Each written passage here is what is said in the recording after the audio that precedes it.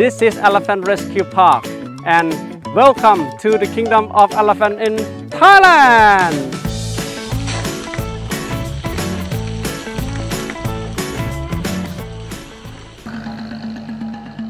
Thailand के शहर Chiang Mai में कायम इस रेस्क्यू पार्क को खास तौर पर ऐसे हाथियों के लिए कायम किया गया है जिन्हें अपने मालकान की जानिब से गलत बर्ताव का सामना करना पड़ा।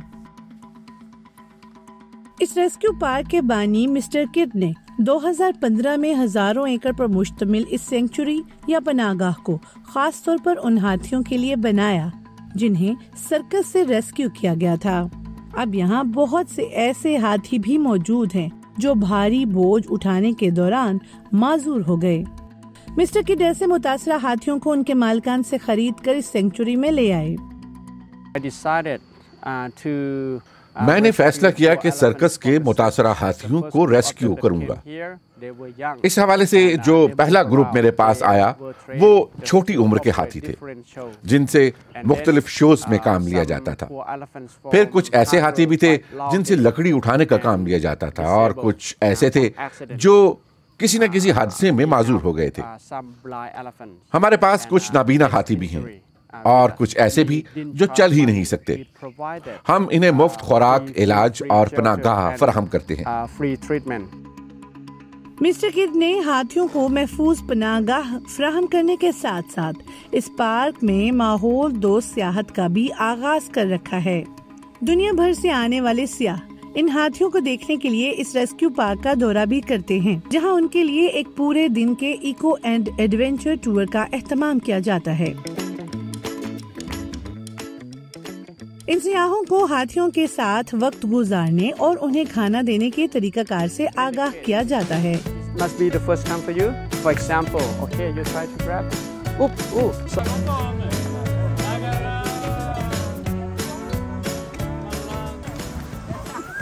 टूर के दूसरे हिस्से में सियाह हाथियों की निगरानी पर मामूर महावत की रहनुमाई में पहाड़ का रुख करते हैं, जहां वो दिन का एक बड़ा हिस्सा हाथियों के साथ चहलकदमी करते गुजारते हैं।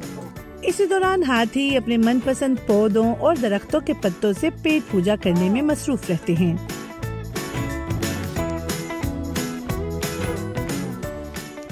मिस्टर किड का ये कहना है कि इन सियाहती दौरों से न सिर्फ इंसानों और जानवरों के दरमियान ताल्लुक मजबूत होता है बल्कि हाथियों के पहाड़ पर जाने से माहौलियाती तनव्वु को भी फरोग मिलता है।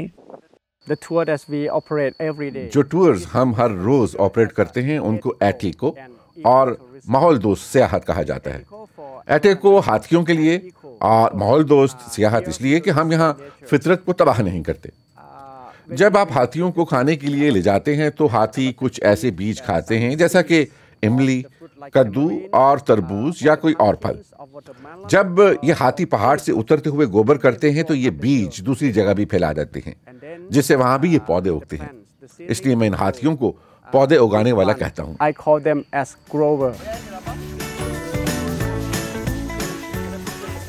इस टूर का सबसे दिलचस्प मशगला हाथियों को पानी के तालाब में नहलाना है। हाथी भी सियाहों के साथ मिलजुल कर इस ताज़ा पानी में मजे करते हैं।